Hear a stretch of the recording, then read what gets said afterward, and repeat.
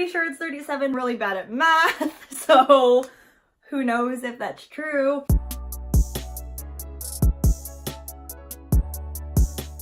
Hello, welcome to my channel. My name's Katrina and I am filming my long overdue February wrap up. I know it is almost the end of March.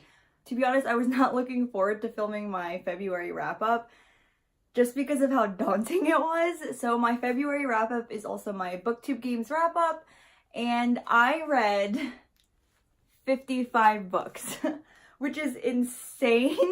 And the reason I read so many books is because I read so much manga. So I decided to split my videos into 2 parts.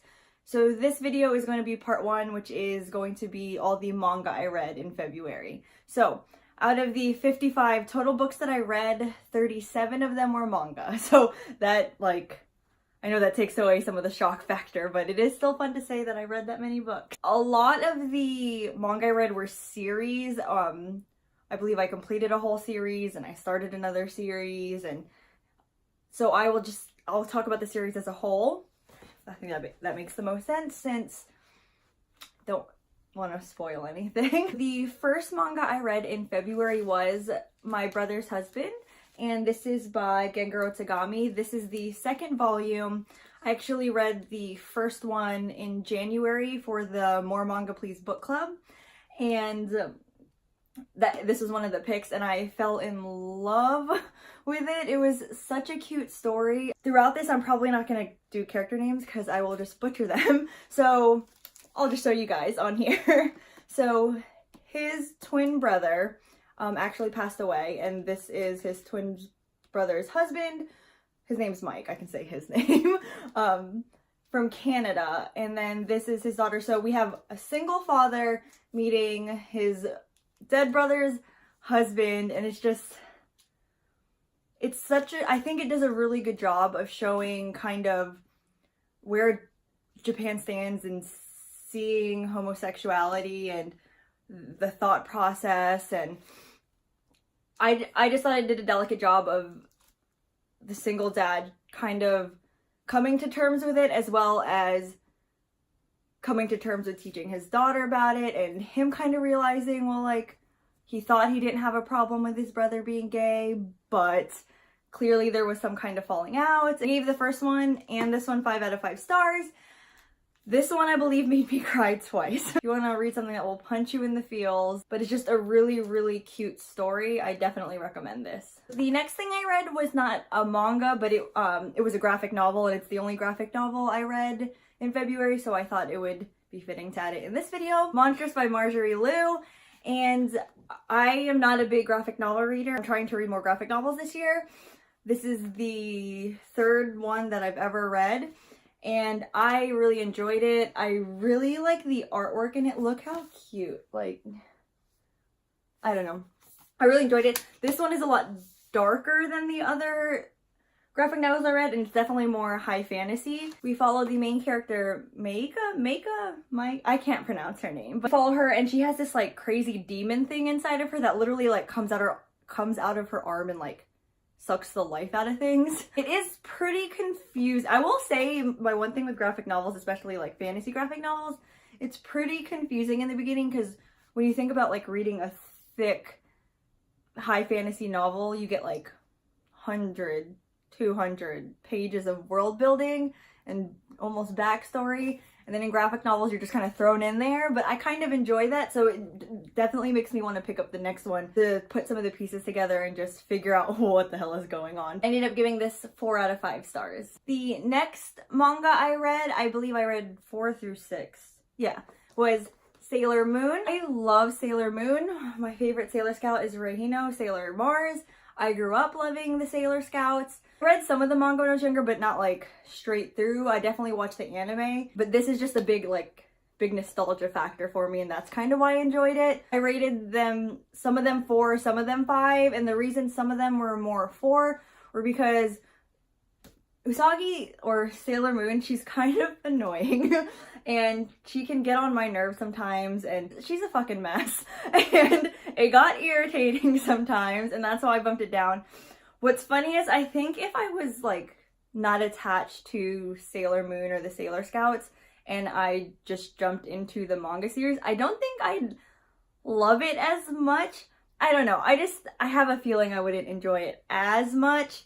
And the reason I'm like 4 stars, 5 stars is because I've just loved it since I was young. As far as artwork, it's not the best. I think that makes the story kind of hard to follow. Like when there's like the action scenes and everything like that, I'm just like, what the fuck is going on? The next manga I read was Rurouni Kenshin by Nobuhiro Watsuki.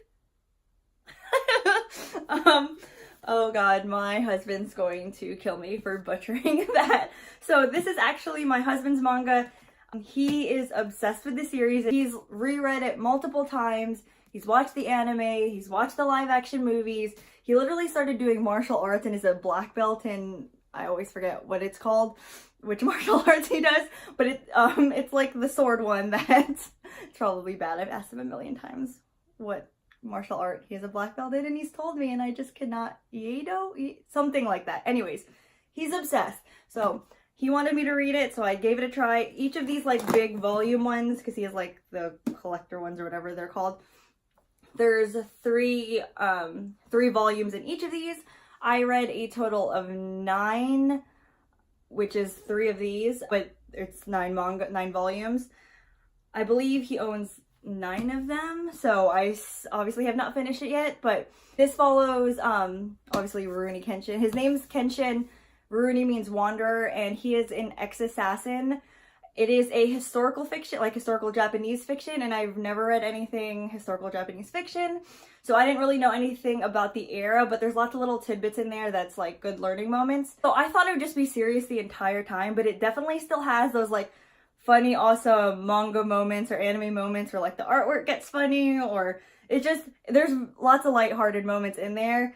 I do know he says it gets really dark, which I'm still looking forward to because I obviously like some dark stuff too.